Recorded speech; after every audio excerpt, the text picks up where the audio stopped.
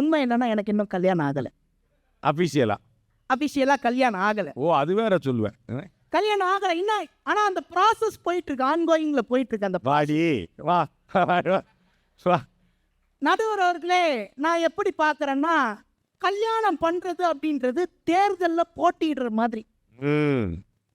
சரிங்களா? இப்போ வீட்டில் பார்த்து நமக்கு பொண்ணு கட்டி வச்சாங்கன்னு வச்சுக்கோங்க, ஆளுங்கட்சி கூட கூட்டணி வைக்கிற மாதிரி.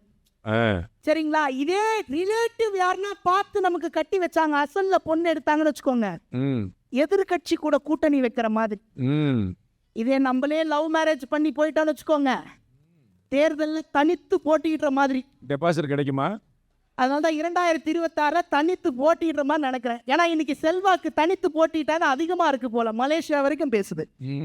பெண்மை பேசும்போது பட்டும் பேசட்டும். 60 வருட பாரம்பரியமிக்க பதஞ்சலி சில்க்ஸ், பிரியா சாகரம். உங்கள் ஊர் மதுரை மற்றும் திருச்சியில்.